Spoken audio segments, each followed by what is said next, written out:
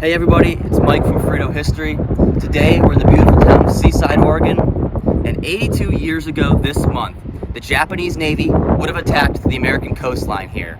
It was the only time in World War II that an Allied military installation would have been attacked in the lower 48 states.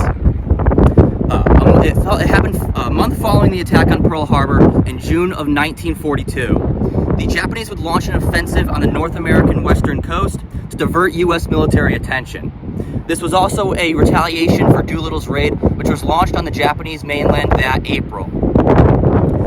In early June of 1942, the Japanese Navy would occupy parts of the Aleutian Islands in Alaska. On June 20th, 1942, Japanese submarine I-25 would attack a Canadian military outpost in Vancouver Island. The next morning, on June 21st, 1942, Japanese submarine I-25, which is a Type B submarine commanded by Lieutenant Commander Tagami, sorry if I'm pronouncing that wrong, would sail right past this coastline. I-25 would avoid the heavy minefields by following American fishing boats. They passed Tillamook Head and sailed just by the city of Seaside, Oregon. I-25 cruised the 10-fathom line, the shallowest waters that the submarine could navigate in, and just about 4,000 to 11,000 yards offshore. They would sail less than 14 miles up the coast from here, to the mouth of the Columbia River, where the Fort Stevens complex was situated. These were familiar waters for the crew. They had been right off the coast here on Christmas Eve of 1941, as they prepared to bombard local lighthouses. But the mission was called off. This time, I-25 was believed to be targeting the Fort Stevens Radio Direction Finder Station, situated near Battery Russell. I-25 was armed with a 14-centimeter deck gun and a hangar bay containing a Yokosuka E-14Y seaplane, codenamed by the Allies as Glenn. This addition was a unique feature for the Japanese Type B submarines. This marker notes the location where Oregon citizens would have been standing right here on this promenade as they watched out as I-25 bombarded Fort Stevens on the night of June 21st, 1942. According to Japanese military and citizen accounts, the submarine was just about 4,000 yards offshore in just over 60 feet of water.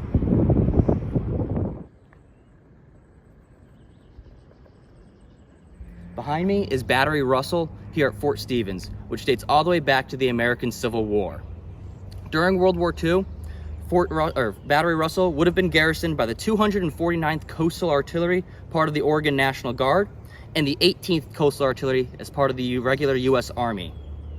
During the night of June 21st, 1942, at approximately 11:30 p.m., Japanese submarine I-25 would begin bombarding Fort Stevens, with the majority of their shells landing around Battery Russell here. The garrison would run to their weapons, their 12-inch mortars, their 10-inch coastal guns, and their 6-inch disappearing guns. This is a 6-inch disappearing gun. It is a replica of one of the guns that was here during the attack during World War II. The disappearing guns received their name for their unique carriages.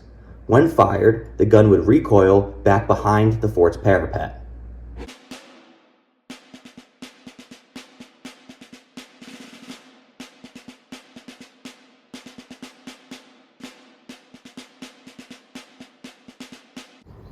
Instead of returning fire, Battery Russell was ordered to black out and to silence their guns. This was so that they would not give up the precise location of this battery, and because they didn't know how far out I-25 was from the coastline.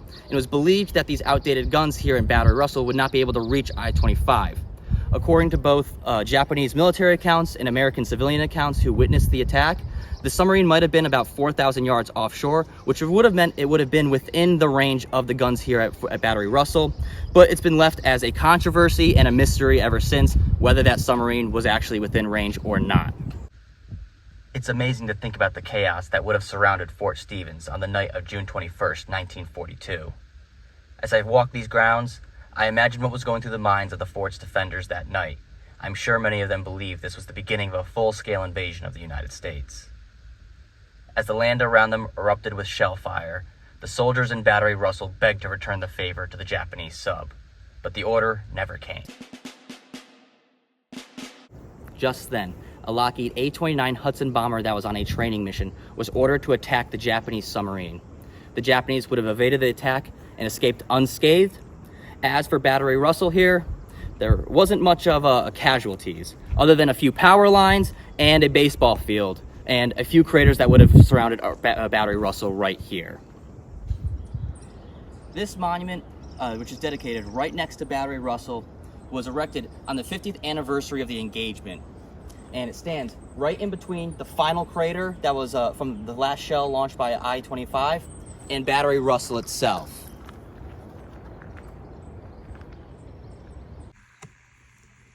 Months later, in September of 1942, I-25 would return to the Oregon coast.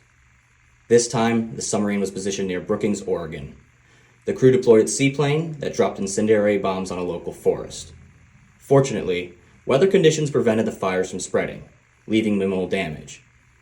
The Fort Stevens Visitor Center has an excellent exhibit on I-25 and its 2 attacks on the Oregon coastline.